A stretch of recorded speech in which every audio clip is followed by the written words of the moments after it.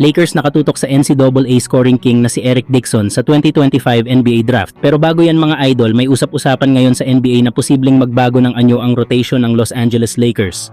Matapos ang blockbuster trade para kay Luka Doncic at ang pagkatalo nila sa unang round kontra Timberwolves, tila may isa na namang malaking hakbang na maaaring gawin ang koponan, ang pag-trade kay Austin Reeves. Ayon sa ulat ng Clutch Points, isa sa mga proposed deals na lumulutang ay ang pagpapadala ng Lakers kina Austin Reeves, Maxi Kleber at Gabe Vincent patungong Portland kapalit ng big man na si DeAndre Ayton at 2 second round picks. Bakit nga ba kailangan ng Lakers si Ayton? Simple lang, kulang na kulang kasi ang Lakers sa frontline. Sa postseason, naglaro sila gamit sina Jackson Hayes, Rui Hachimura at LeBron James bilang pansamantalang sentro. At alam naman nating hindi ito sustainable. Ang duo ni Luka at LeBron ay nangangailangan ng play finishing big man, yung kayang tumapos ng lob, mag-set ng matitibay na screen at magbigay ng depensa sa shaded area. At dito pumapasok si Ayton, isang 26 years old na 7-footer na may career averages na 16.4 points at 10 rebounds per game.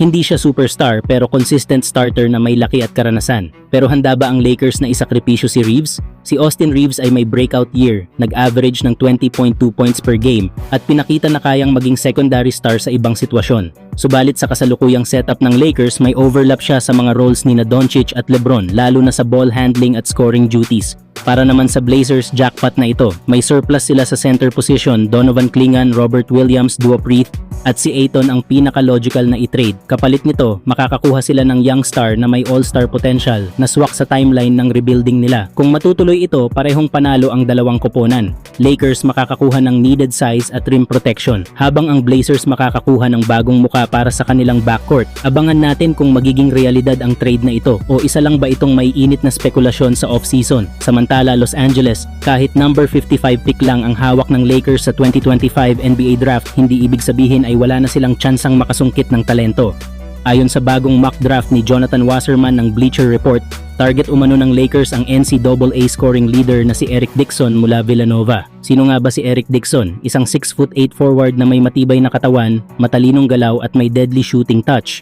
Nitong 2024-25 NCAA season, nag-average siya ng 23.3 points per game, 2.9 made threes kada laro at may 40.7% shooting mula sa 3-point range. Hindi lang yan, siya na rin ngayon ang all-time leading scorer ng Villanova matapos lagpasan ang dating record ni Kerry Kittles na may kabuuang 314 points. Bakit nga babagay si Dixon sa Lakers? Malinaw ang kailangan ng Lakers, shooting at floor spacing bukod sa isang sentro.